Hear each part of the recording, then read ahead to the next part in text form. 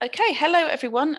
We are just about 1 minute to 7 UK time, so I'm just going to wait for just one more moment, but I just wanted to start the webinar.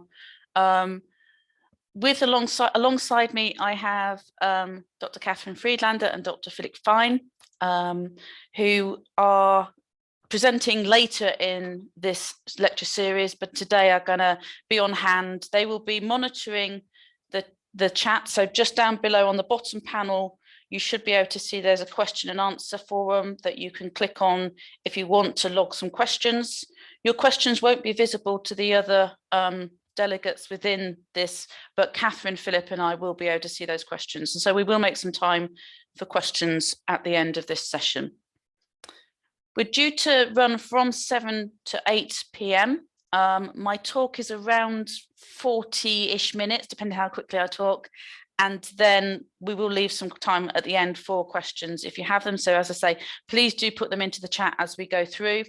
So thank you and welcome. I think Catherine and Philip are just going to kind of now mute their video as well. Perfect. Thank you. So welcome to the first of 3 of our Psychology of Creativity and Expertise lecture series, where we're focusing on different aspects of creativity. We're starting off with my talk today, which is around artificial intelligence and creativity. And we're asking the question, are robots smart? So today I'm going to cover some definitions so that we all understanding things from the same perspective.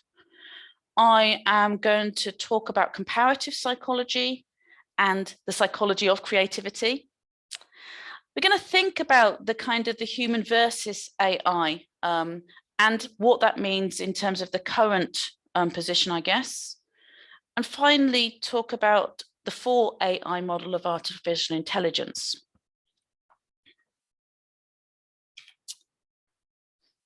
So one way that has been used to define AI is by the work of Wang, who says that intelligence is the capacity of an information processing system to adapt to its environment while operating with insufficient knowledge and resources. So we can see that this definition is very much aimed towards technology, our information processing systems, rather than positing this just in human terms. And we can see that it's talking about something that's operating where it's having to fill in the gaps, essentially, and it's having to solve problems around the insufficient knowledge and resources that it's presented with. Another way of understanding artificial intelligence is proposed by Hassini, and this very much does pit what the artificial intelligence is doing as a comparison to human intelligence. So in the center here, we have artificial general intelligence. So this is seen as an artificial intelligence that would be equivalent to human intelligence. And I hope that we can all agree that we're actually certainly not at that point yet. To the left then, we have artificial narrow intelligence. So this is seeing a very specific components of intelligence, of human intelligence, that the artificial intelligence is undertaking. And to the right, we've got artificial superintelligence. And this is an artificial intelligence that can do something beyond what humans can do. And so to be clear today, just a bit of a caveat, I am a psychologist. So what I'm going to be talking about today is really from a psychological perspective. So do forgive me for any kind of technical errors that I make. As I say, I'm not a computer scientist or a mathematician or an expert in the technical elements of artificial intelligence. So to give some examples of these different types of artificial intelligence. So this is an app that you can download free on your phone. It's called Brickit. So if you're a Lego enthusiast, do go and look this up. So what this app does is it enables you to scan a pile of Lego. So we can see here in our phone, we've scanned the pile of Lego, and it gives us different potential builds that we could do. So we can see here, this was just as a list of them you can scroll through. And in this example, we've got a penguin and we've got Chase from Paw Patrol. So if any of you have small children in your lives, you'll know that Paw Patrol is very important. And it's perhaps unsurprising when you learn that this app is aimed at children aged 3 to 7 years old and their parents, that the Paw Patrol is kind of featuring quite heavily. It's obviously learning from other builds that people are loading in as well. And there seems to be a lot of Paw Patrol builds in there. The app was developed by Leo, who has a young son. He was spending huge amounts of time searching piles of bricks for the exact brick that his son required. And he had this idea that maybe this could be done more easily using an app. And so the result of this is Brickit. So once you choose which one of your builds you want to do, and I've chosen one that's not the penguin nor Chase, what Brickit does is it gives you kind of instructions, and it gives you the instructions formatted in the way that a Lego kind of build instruction booklet would be performed. So again, if you're a Lego fan, this gave me deep joy. So anyone be able to guess what this is? Oh, sorry, let's do that. So what it does is it gives you the brick that you're looking for. And I don't know if you can see here, can you see these little squares? These are the highlighted bricks that are needed for the build that we're going to be doing. So if you don't mess up with your pile once you scanned it, it then helps you locate the bricks within the pile. So anyone guess what this is yet? Okay, anyone yet? It's actually a crocodile. So I had a look at this app a few weeks ago with 2 work experience students. So thank you to Anthony and Matthew who helped me out with this task. So this is the crocodile that we built. Now you can see there are some slightly differences here between the crocodile that Brickit gave us and the resulting crocodile that we built. It's got a slightly longer snout. I think there's the pieces are actually longer, so either Brickit was misreading them or we didn't pick the right pieces. You can also see that the colors slightly out. So Brickit seems to be very good at detecting the shape of the bricks, but it's not taking into account color. Now, if anyone tried to build Chase in the wrong colors, I can assure you, I have a 4-year-old granddaughter, that she would not be happy if Chase was, say, in yellow and green. So it's doing some things very well, but it's not doing other things quite as well. But what we can see here is this is an example of artificial narrow intelligence. It's dealing with the uncertainty, it's learning from the builds that other people load in, and it's doing what humans could do. So let's move to another example now. So from this bank of pictures, one of these pictures is genuine and the rest are all produced by artificial intelligence. Anyone know which one it is? So this is the real person. This is the genuine image.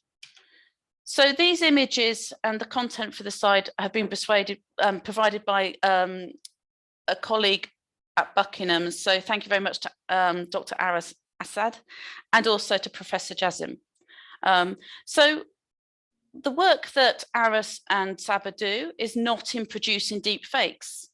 They actually use their mathematics to identify deep fake images. So deep fakes are a problem. One of the kind of concerns around AI particularly is around deep fakes. So they're kind of potential for spreading misinformation, for political abuse, for around unsolicited sharing of sexual images, typically called revenge porn, although I don't particularly like that term. And we can see that actually, if we look at human behavior, humans are really poor at determining deep fakes. So which images, for example, are deep fake images and which are genuine. So we could argue that this is an example of artificial superintelligence. The AI is able to do something that humans cannot. Now, beyond concerns about AI around deep fakes, this slide, there are lots and lots of these kind of stories hitting the news day in, day out. So I've just kind of grabbed a selection of these. So on the left, very early, in the early days of ChatGPT, so we're talking about, less than a year ago, we're talking about November 2022, concerns around data breaches in Italy caused it for temporarily to ban ChatGPT. We have notable kind of individuals who've come forward raising concerns. So for an example, the letter that was kind of written, and Elon Musk was one of the headline signatures, but there were a lot of people who signed the letter asking for a 6-month pause on AI research. I think that was a couple of months ago now. So that didn't happen. So AI research is continuing. Geoffrey Hinton, who was kind of one of the leading figures in Google responsible for AI, went public with his concerns when he left the company. And he raised concerns again about things like deep fakes and around the potential for large language models, so these chatbots, to produce misinformation. But he also talked about the threat to jobs. Interestingly, Geoffrey talked about mundane jobs. But on the right here, we have the stars of Oppenheimer. So this was a photo taken on their London premiere a couple of weeks ago. They actually left the premiere at midnight because the next day, the 14th of July, the US Actors Guild strike started, of which they were taking part. And both the Actors Guild and the Writers Guilds in the US are currently striking. And one of the things that they are striking over are concerns around AI.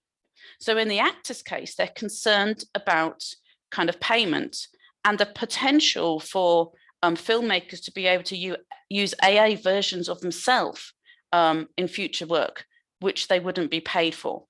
In terms of the writers, again, using AI to write would again essentially may kind of cause them to be out of work. So the threat to jobs. I think we can agree that both actors and writers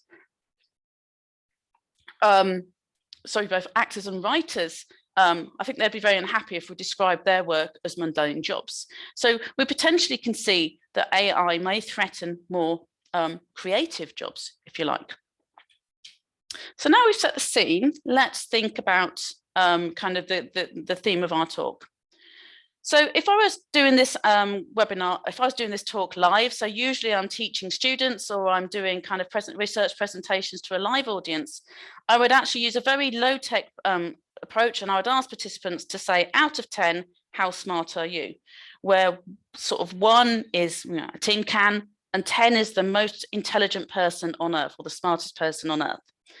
And typically, I won't get a lot of people who'll say 10 or 1. Typically, people will kind of go in the middle somewhere. Okay. I'm going to argue, though, that rather than ask the question, how smart are you, we first need to know, what do we mean by smart? And probably one of the most successful kind of areas of psychology is the work looking at intelligence, so intelligence quotient, so IQ. But I'm not going to talk about IQ at all for the rest of this talk. I'm going to look at this from a different perspective, and I'm going to use information and principles that we can take from comparative psychology. So comparative psychology is an area of psychology where they're taking an evolutionary perspective. We're saying that humans are part of the wider animal kingdom. And so evolution can tell us things by looking at not only humans, but psychology or behavior in other animals, and make comparisons between those animals and humans. Now, more broadly, comparative psychology, of course, draws from psychology, but it also draws from kind of animal behavior as a discipline, where they're not necessarily comparing animals' behavior to humans. They may be comparing different species or within the own animal species. So let's look at some examples from the animal kingdom. So first, this octopus, it made the headlines. There were a series of academic papers on this, though, as well. So these octopi, I never know the plural, were shown to have repurposed 2 halves of a discarded coconut shell. And on the left, we can see that the octopus here is using that for kind of protection, so as a shield, perhaps. But interestingly, and something that is relatively rare in the animal kingdom, we can also see that the octopus is then picking up the shells and it's taking them with them. Now, this is showing an element of kind of prospection. The octopus is thinking into the future and thinking, these might be useful for me, so I'm going to take them with me. And it's very unusual for animals to actually carry what we might call tools or things like this with them. So we can maybe think about this in terms of, I don't know, Captain America here. He's using his shield to protect himself, and he also carries a shield around with him just in case he might need to do so in the future. We can also think about other abilities such as language. So on our bottom panel here, I'd like to introduce you to Alex the parrot. Now, unfortunately, Alex has sadly passed away, but there's loads of videos and both kind of academic and non-academic kind of material on Alex. And Alex is here with his owner, Irene Pepperberg. Now, Alex has up to 40 vocalizations, so 40 words he's in English that he was able to speak. In the image here, it's actually a still from a video, and what you can see is the card with numbers that are different colors. And so Irene has asked Alex the question, what number is green? And you can see there in the subtitle, Alex replies 4. Now, if you think about what Alex is doing there, it's really quite sophisticated behavior. Alex understands the color the color green. He can identify the green letter number, and then he can identify that that green number is the number 4, and he can then produce the vocalization. So he says 4 in order to give Irene the answer. Now, in training, Alex is actually trained by 2 humans, so in a kind of a dyad or a triad, depending if you include Alex in that or not. And what they will do is they will hold an object that they want to teach Alex to say. So, for example, here we could hold the object 4, and then one of the 2 humans will say the word 4, and then they will ask Alex, what is this? And Alex will respond, and if he responds appropriately, he will be given a treat. If he doesn't respond appropriately, he'll be told no. And they won't ask Alex initially to say the whole word. They might start off by rewarding him when he says f and makes the f sound. And then gradually, through shaping and reward, Alex learns the word. But through this training, Alex learned to say no.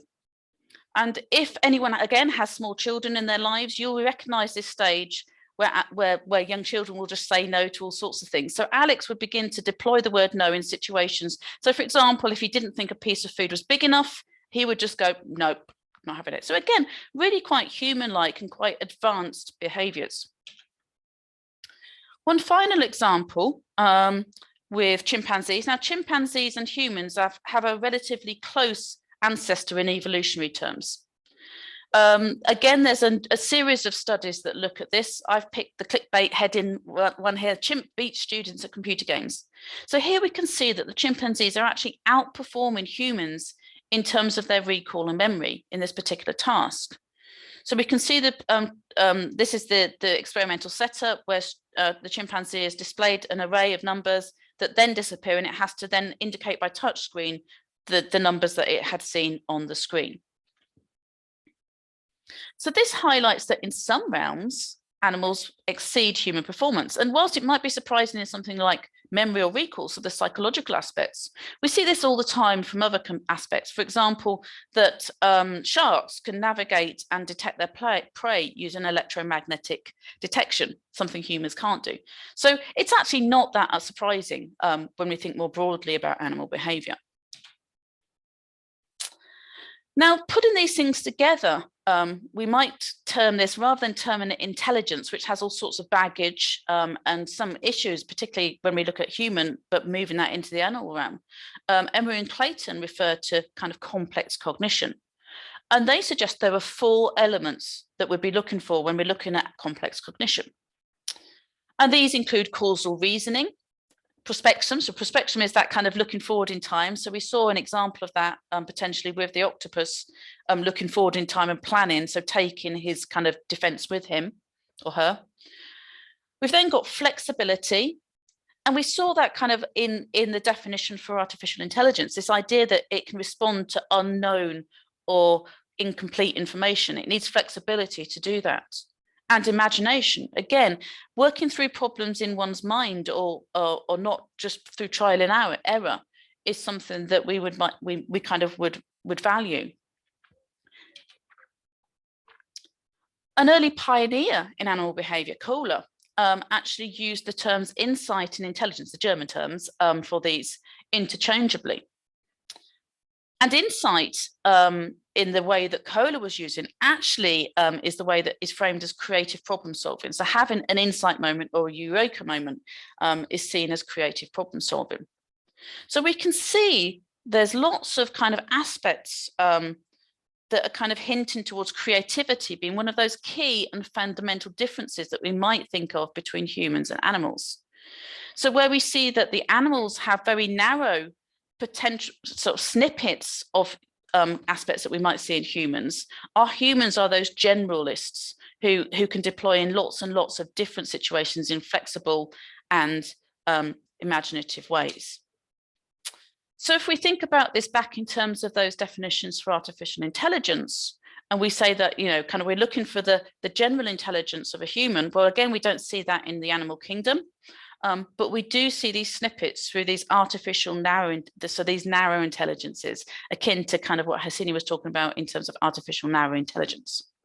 So that moves us to creativity. So again, imaginary fingers for my audience. So if you were going to tell me how creative you are, from where 1 is as creative as a tin can and 10 is the most creative person on earth, how many fingers would you give me? How many fingers would you stick up?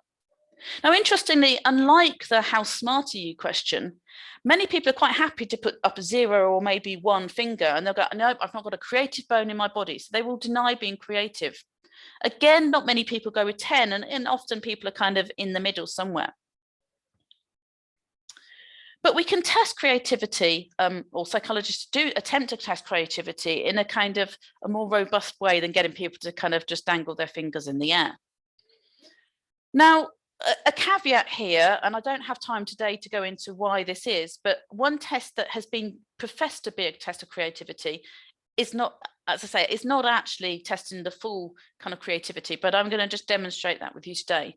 So in a moment, I'm going to give you a task to do. Now, usually you'd get sort of a few minutes to do this task, but I am not going to sit here in silence for 3 or 4 minutes. So you've got exactly 20 seconds, okay? So what I want you to do is to think of as many creative uses for a tin can as possible. So you ready? Time starts now. So you should see the time kind of winding away with my little clock here.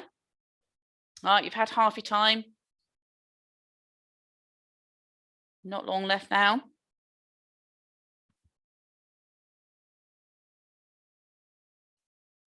Time's up. Okay, if you can try and remember maybe how many uses you came up with or what some of those uses are, we'll come back to that in a minute. So let's define creativity. So we can define creativity as the production of an idea or product that is both novel and useful. And we need both of those elements really for it to be creativity. So for example, we could come up with lots and lots of different ideas, but if they're actually not very useful, then we might not say that that's being creative. That's just coming up with lots of ideas. Often when we're talking about creativity, we use kind of famous people as examples of great creatives. So I've got some examples here to show you. So on the left is Maya Angelou. Now, she's an American author. She won the National Medal of Arts and also received the Presidential Medal of Freedom in 2010. She's an author of books, poetry, plays, movie scripts, etc. So a great creative in the kind of writing domain. In the center, we have Frida Kahlo. Now, Frida never really reached prominence as an artist until after her death. Whilst she was alive, it was actually her husband, who was also an artist, who had far more kind of notoriety and recognition. You can see that her works often included self-portraits. So this is one of her pieces of work with a self-portrait of herself. So again, a great artist, so a great creative in the artistic domain. But we can think of creativity before the kind of beyond the arts. So on my right here is Ada Lovelace. For those who don't know Ada, she was the only legitimate child of Lord Byron, so Byron the poet. Now, Byron not only was infamous or famous for being a poet, but also for his kind of romantic shenanigans, shall we say. So Ada's mother divorced Byron when Ada was very young, and she schooled Ada, not herself personally, these were a very wealthy family, so she paid tutors to school Ada in maths and science. And she did this to counter the creative side that she feared Ada may have inherited from her father. And she was clearly kind of putting together the creativity aspect with the kind of the sexual misdeeds aspect of that. Now, Ada, when she grew up, worked with another eminent figure of the time, Charles Babbage. And Charles Babbage was was working on kind of what we might see as precursors for modern day computers, so the hardware. Ada's work actually was to translate for Charles Babbage an article from German to English, which was about weaving presses. Now, weaving presses of the day, they used kind of punched cards for the kind of the pattern of the weave. And Ada, in the margins of the translation, put some notes around those punch cards, identifying that the potential use for such cards or codes that could flexibly do things. So this is the first discussion of software. But yet again, this wasn't recognized within Ada's lifetime. It took for Alan Turing to actually bring her her contribution to prominence. And we can see that whilst it wasn't recognized as useful or even kind of understood as software during Ada's lifetime, we now, looking back at that, can see the use of software. I think we would all accept that software is a very useful thing to have kind of thought about or invented. So just as a bit of an aside, you might notice that all of my great creative examples were women. A little bit of a pet hate of mine is often what happens is when someone reaches for an example of a great creative, they might reach for someone like Einstein, some old white dude, right? So again, I'm aiming to really diversify the examples of great creatives that I use in my work, because you can't be what you can't see. Sorry, is the phrase. And really, I think that although people will answer with a 0 or a 1 in terms of creative, everyone is creative, and we'll come on to why I think that in a moment. So another great creative I'd like to introduce you to is Vijay Kakar. Now, Professor Kakar is was a surgeon. Apologies, he did pass away. And his creative invention is estimated to now save around 300 lives a year. Actually, that might be slightly out of date now, that figure, it could be more. So Professor Kakar would do some surgery. He might go away for the weekend, come back to work on Monday, and he'd be surprised by people who would have died post-surgery. And yet no one else around him seemed to be surprised. It seemed to be, oh, well, it's just one of those things. Some people will die as a result of surgery. But Professor Kakar was not content with that. And so really, he kind of set out to understand why, what might be going on. And in his own words, he describes this as a bit of a hobby. So this wasn't what he was doing in his day job. His day job was to be a surgeon. But as a hobby, he kind of was trying to work out and theorize what was going on. And he developed a theory that what was happening is that there were blood clots forming during the surgery, which would then go on and kill certain patients. He then worked with pharmaceutical companies to develop and run clinical trials to check, to test whether administering blood thinners, post-operative blood thinners such as heparin, would actually result in reduced death. And that is the case, which is hence the 300,000 lives a year saved. So what we can see is, although we might recognize Kakar now as this eminent big C creative, he actually started out in terms of what we might call a hobby. And so we call this little c. So things that people do in everyday life, it could be sort of painting or crafting, these would be classified as little c. They're not going to change the world, but they are creative. When Professor Kakar obviously started to develop and test the blood thinners with pharmaceuticals, it did become then part of his professional work. So we might call that pro-C. And so many people employ creativity in the work that they do. Some we can think about more than others. So for example, the actors or the writers that we were talking about earlier. Now there's a fourth type of creativity, which is mini-C. Now, our mini-C are personal, is personal creativity. So those are really kind of learning episodes. So whilst something might be new and useful to the individual, it might be really obvious to everyone else. So if, like me, you teach or you're training people in any kind of realm, discipline, you might find that your students will suddenly have these kind of, oh, I've got it, aha moments. It's something that you probably already know, but for them, that's a creative moment and it's really valuable. It's learning. So in addition to thinking about the creative person, which is what all of those previous things are doing, we can also think more broadly about creativity. We can think about the creative product. We can think about the process. How did that, what is happening whilst we are being creative? And to shoehorn it in to be the 4 Ps, the fourth one is press, which is kind of the environment in which the creativity is happening. Now, for AI, it suggested that the 2 key considerations would be creative product, what the AI is producing, and a big question is the process, how and what is happening within that kind of hidden black box. Because often we know what the AI is producing, we know what the AI has been trained on, but we don't know exactly what the process is that is happening. And so again, a lot of research is happening into that. Again, from colleagues at Buckingham are doing that kind of research. And this is where a lot of the concerns are. We don't know, for example, how it might be taking trained databases and the biases that are in those, inheriting those, and how that might be influencing what products the AI creates. So let's go back to our tin can example. So recent research actually pitted human versus AI. So it asked, I think this was ChatGPT-3, the same question that I asked you earlier. And we can see the responses. One of these is the human responses and one of these is the AI responses. So again, which do you think is which? Okay. Well, the left-hand side are the human responses. Let's just look at the right-hand side first. So we know that with large language models, they're kind of using a predictive model and they are trained, ChatGPT, I think was trained on pre-2021 content. So we can see that many of these are kind of things that you might see on things like Pinterest, for example.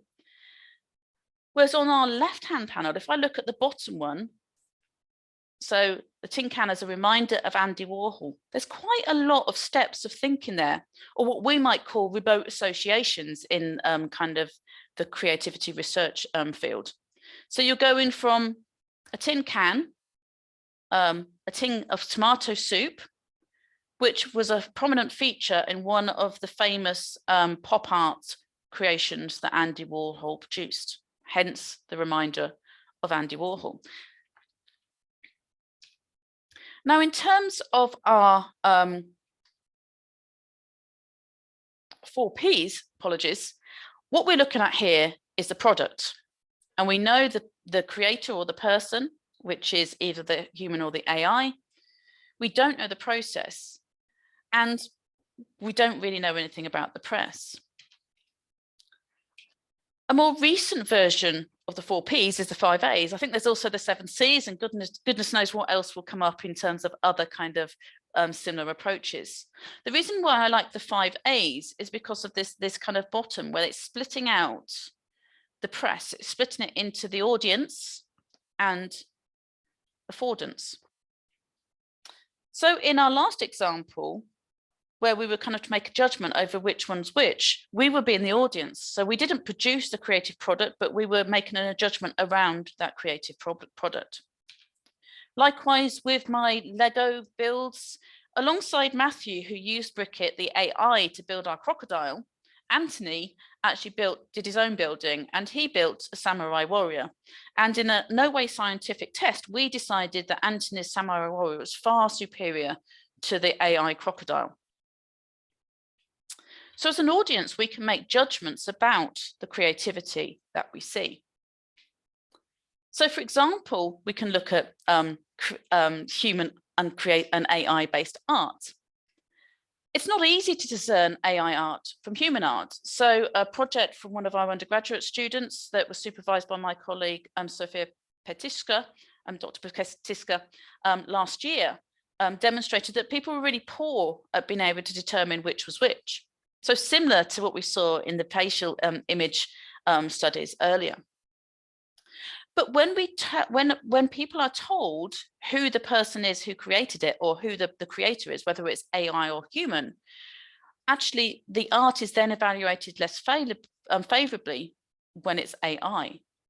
So it seems that there's a predisposition to negatively view AI art, or that we attribute some extra value when something is produced by a human. So why does the creator matter?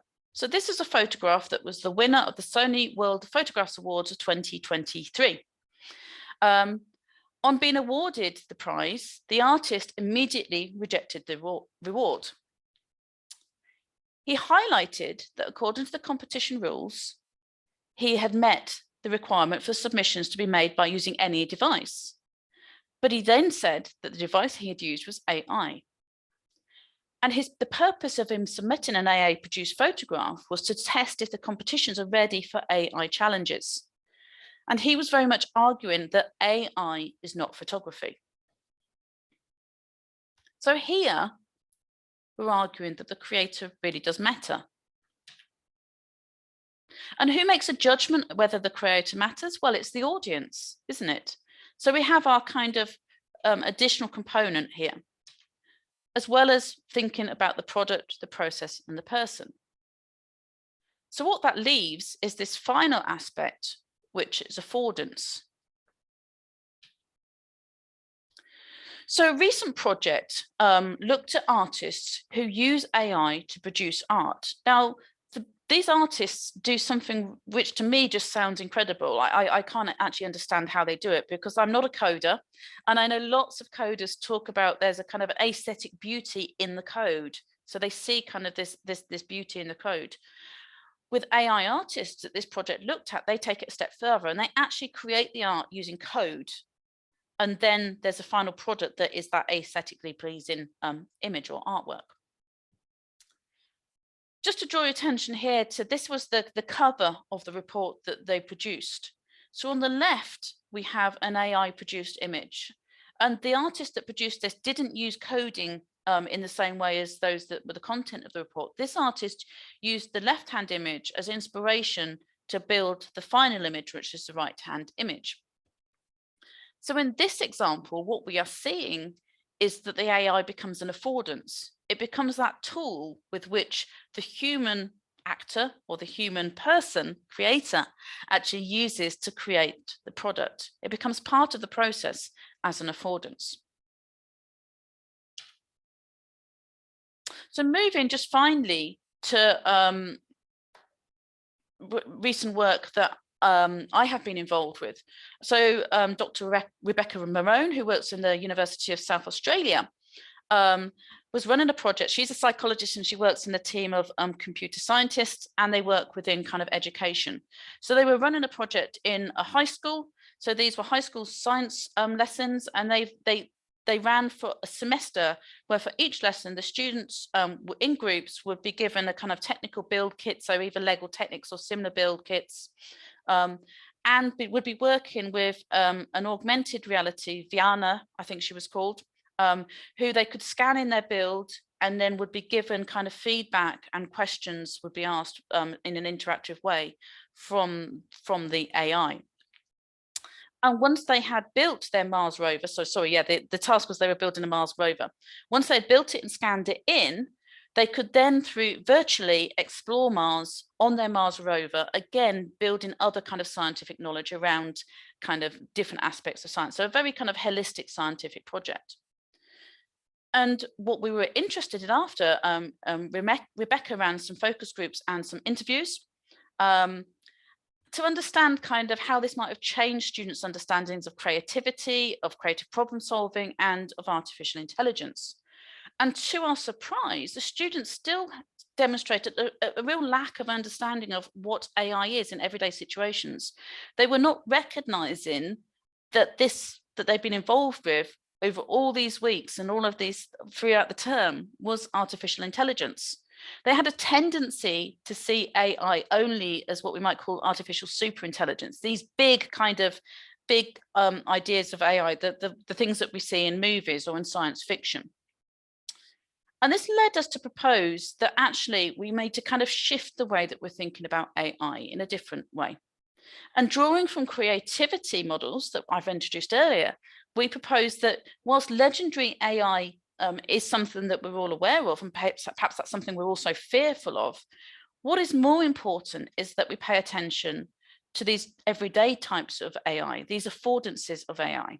So the pro AI, using AI in our professional lives, little AI, so perhaps in hobbies, messing around with ChatGPT to make a poem, making a picture, using some of the other kind of narrow AI things like Bricket that we talked about earlier. And crucially, mini AI, using AI in educational settings to help with learning, knowledge and understanding. Now, of course, this research was conducted late in 2021, before kind of a lot of prominence of ChatGPT, etc. So I do wonder what might kind of happen now if this study kind of was rerun. So just to finish then, some takeaway thoughts from today. Are robots smart? Is that the right question to ask? Well, I think not. I think perhaps we should be saying, how are robots / AI smart? And we should look to shift our focus from these kind of legendary AI examples to everyday AI. So thinking about, for example, pro AI in work and mini AI in education. The focus up till now has, particularly in education, has very much been the fear of AI. What does this mean for cheating, for plagiarism? What does it mean when we assume that the product tells us something about the person and the process that they went through? And finally, shifting to think and understand AI as an affordance rather than a competitor.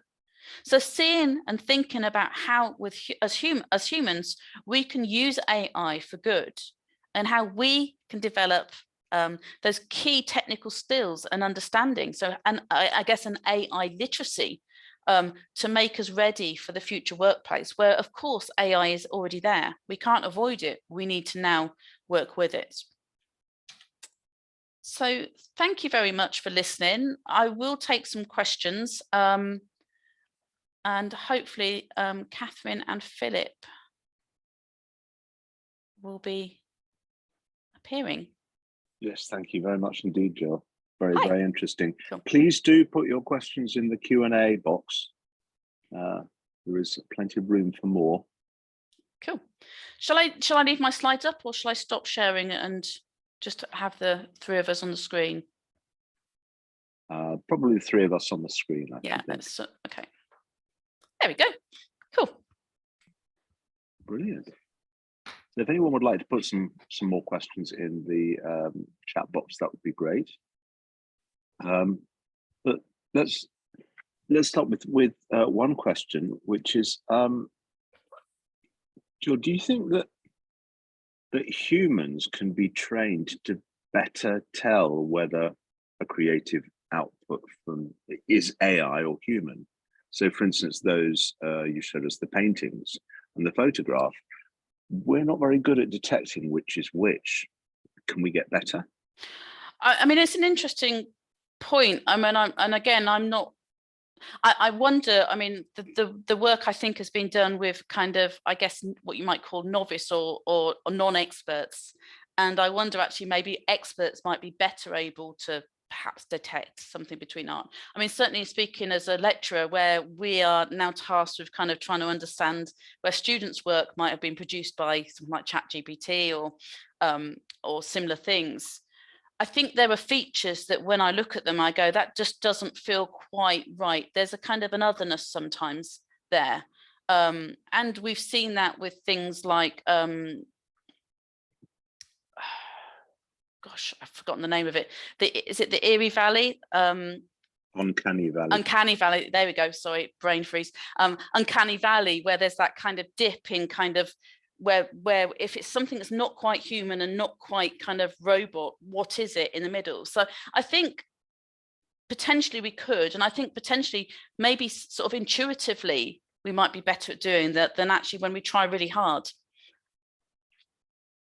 Thank you. Yeah, I've got another question here. Interesting one. If AI produces something destructive, which I guess is one of the things that we're all quite worried about, is it still useful? I mean, does that mean it's not creative anymore? Oh, interesting. So again, I'm going to give an example here of so this is work that Hansika Kapoor, particularly an Indian psychologist, talks a lot about dark creativity or malevolent creativity. So a really nice example was when COVID lockdown first happened. We know that obviously China was one of the first places, and the Wu-Tang province, and the children, they switched very quickly to be delivering their teaching and lessons via an app. And so all the children went on the app, they logged onto the App Store, and they rated it 1. And they got that app taken down. Now, to me, that's incredibly creative, even though it's, probably dark. I mean, the kids probably thought it was great, but the adults thought it was not. So again, I think we see beyond, when we're not looking at AI, when we're just looking at creativity, I think certainly many researchers, and more broadly, we would say, yeah, we would recognize that creativity is not always for the good.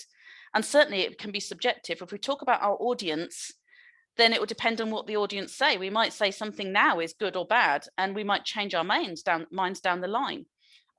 So again, I think, all of those factors that we recognize from the creativity can be really useful when we're then thinking about that in terms of artificial intelligence.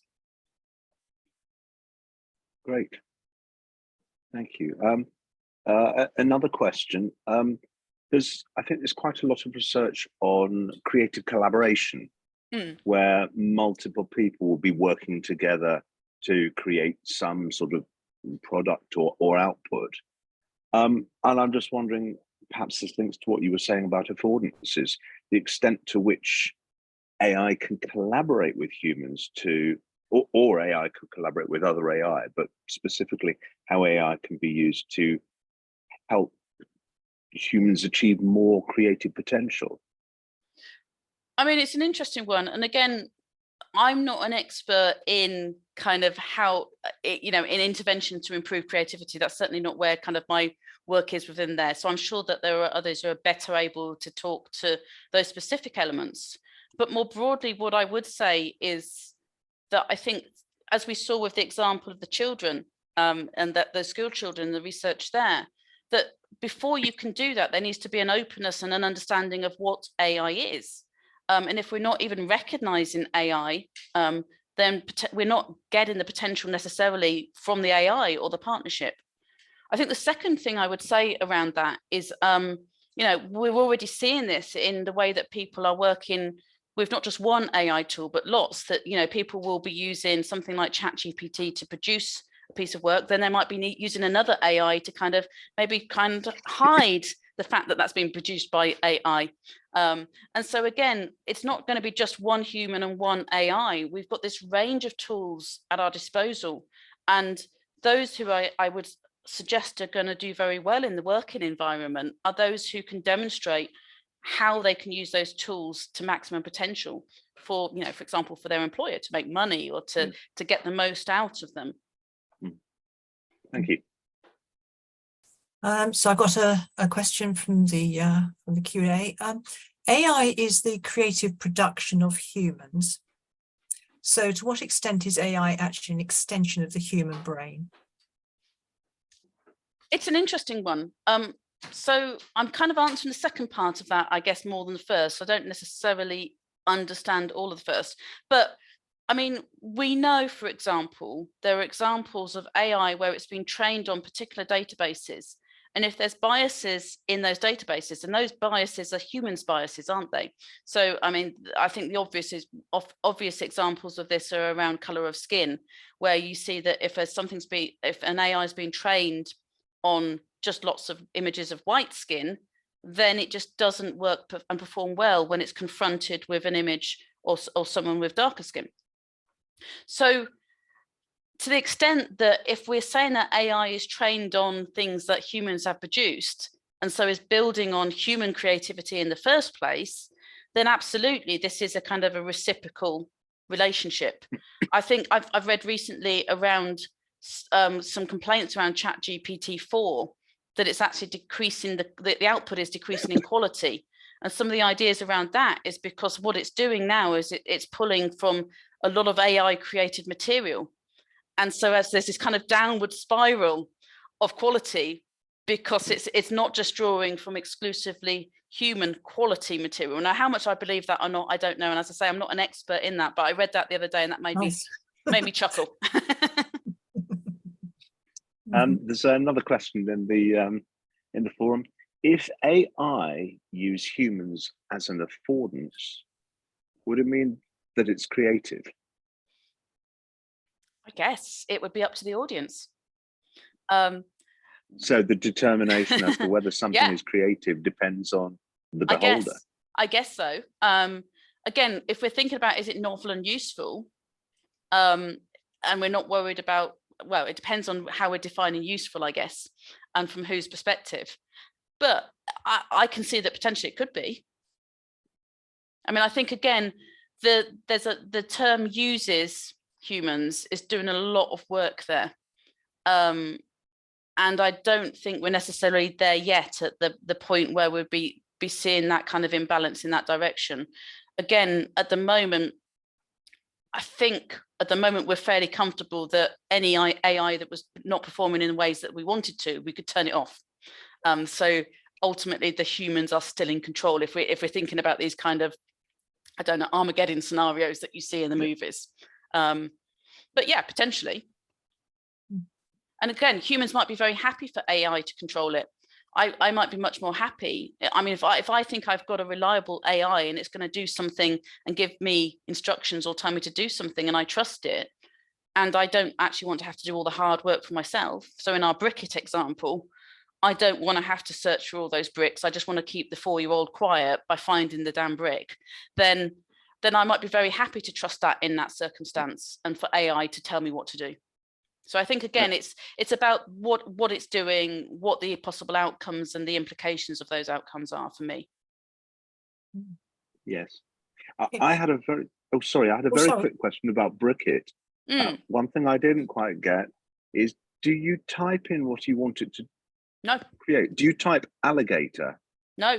So you literally scan a pile of bricks and then it will give you a load of builds. So I think when I scanned that pile of bricks, it gave us about 20 different options, and we could scroll up and down, and as I say, about a quarter of them were from Paw Patrol, but then the rest were options. And it from what I understand, other people will be scanning in their own builds, so it's building and learning in terms of the database of potential builds, as well as from the scans it does of the bricks. So it's kind of a build iterative process that it's doing there. Thank you. Do put more questions in the forum if you wish. I've got one more at the moment. Could AI become the audience? And it's got two parts to this. I mean, could AI detect AI produced things better than humans? And also, is it any good at rating creative output? Oh, yes, interesting questions there. So in terms of the first, I think we already can see that, or we can certainly see where there's been success in that. So the work that I shared around Aris and Saba, the colleagues' work from computing, it was able to detect AI better than humans. And I think there are some other versions of that different labs around the world have been developing for kind of film as well as still images as well. The second part of the question was, remind me, Catherine, sorry. Yes, can it actually, is it any good at rating creative output? Yes. Yeah, I suppose can it read a novel and recommend which book of price to give or what? So I don't know about reading the novel and the book of price, but I do know that creative researchers have been using AI, and they've been using AI so let's step back. So the task that we asked you to do, the tin can task, that's actually a task which is called the alternative uses task. It's not a measure of creativity, it's a measure of divergent thinking, which is, I guess, coming up with the lots of different possibilities without necessarily saying how useful they are. So it's kind of thinking about ideas. Now, when you do that task, you can imagine it takes a lot of scoring and having to kind of laboriously work through and decide, well, how creative are these responses? And some researchers, Roger Beatty, Dr. Roger Beatty, who's, I can't remember which university based in the US, apologies, Roger. He and his team have actually been using AI to score the alternative uses task. So to rate the responses that humans give for creativity.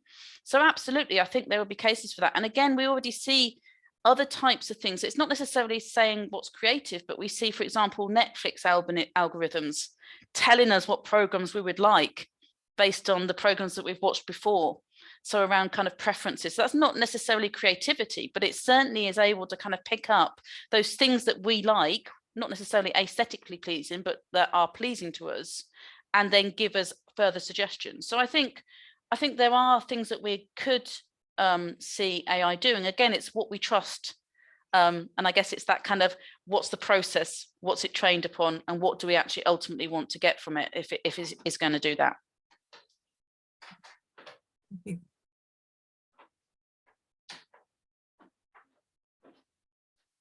Cool. Are we kind of? We've got 2 more questions that have just popped in there, actually. Oh, okay. So how heavily should humans rely on AI? Is it a danger to be too reliant on it? Oh, I'm going to put my teaching hat on rather than my kind of understanding humankind kind of hat. And I would say, you know, as with any affordance, with any tool, there's a danger. There's a cost benefit analysis to do, isn't it? It's the same as the kind of the fears around relying on sat nav. Oh no, we'll all lose our sense of direction. And I guess to a certain extent, we probably have lost. I'm much poorer. I will rely on my sat nav. So again, there's a balance there, I think. And I think you could be too over reliant on any tool. But again, it depends on what you value and where you want to spend your time. Are we really worried that we're over reliant on computers and are not handwriting everything, you know, as we used to do? Do we care anymore? I don't think we do necessarily. Some might lament the loss of good handwriting. So I think, again, this is a very contextualized question, and it's very much the audience, again, will make those judgments, I think. And the audience, of course, is all of us who are kind of interacting with this stuff all of the time. There was a second question as well, rather nice question, certainly from a psychological point of view. Will we see different AI programs as having their own personality? Where might they fit on Myers-Briggs, for instance? Oh, it's an interesting one. I guess it depends on what you're doing. I mean, I think for me, we'd need to see, it's how you define personality. And I think we'd need to see something that's much more similar to that general AI, which I don't think we're ever there yet. But I absolutely think that we'll see different things with different styles and different fields. I mean, we see that already, not necessarily with artificial intelligence, but with other technology. You know, we know that different, say, social media platforms have very different kind of feels or personalities, if you want to call that. You know, Twitter is different to Instagram, is different to Facebook, is different to TikTok. So I think absolutely, yeah, there will be different AIs with different feels. We will prefer some things to other. Some will kind of align maybe with our principles. I think there definitely are going to be all sorts of interesting things. I mean, and interestingly, I think psychologists are very well placed to be answering some of these questions, because, you know, those who have skills in psychometrics and who are very good at measuring individual differences have a lot to be able to bring to these types of questions around AI. Absolutely. A fascinating topic. It's now a couple of minutes to 8, so I think we're probably going to have to stop the questions. But thank you so much for all the panelists, all the attendees who have asked the questions and come and listen to Jill's fascinating lecture. And as you know, this is the first. You're showing again. Thank you. Yeah, I was just going to put the final slide on because I put the little, brilliant. There we go. Look, it's as if That we was planned what this. I was going to say. So this is the first in our set of three talks: robots, quiz, action, the psychology, creativity, and expertise. So 2 weeks today, Catherine's going to be talking about, I think that's meant to be Wednesday, the 9th of August. Is it? Apologies, that was me not doing 19th. that in haste. Apologies. So no worries, but everyone listening, please come along on the 9th. Yeah. Catherine, you're going to be talking about filmmaking through the lens of the mind. And then 2 weeks later, on the 23rd, at the same time, I will be talking about expert quizzes and how successful quizzes know so much, and why we don't all know so much. So, Jill, thank you very much indeed. Thank you. And thank you for everyone for listening. And thank you for Catherine and Philip for kind of being here. Had a little bit of panic before because I couldn't log on to Zoom, but it's all fine now. It's absolutely fine. Brilliant. So hopefully see you in a few weeks' time. Yeah, 2 weeks. Yes. And please do let all your own networks know about it. And hopefully we'll have even more people and more discussion at Catherine's lecture. But thank you very much indeed. And Thank good night, you. everyone. Bye-bye. Thank you, Jill. Bye-bye.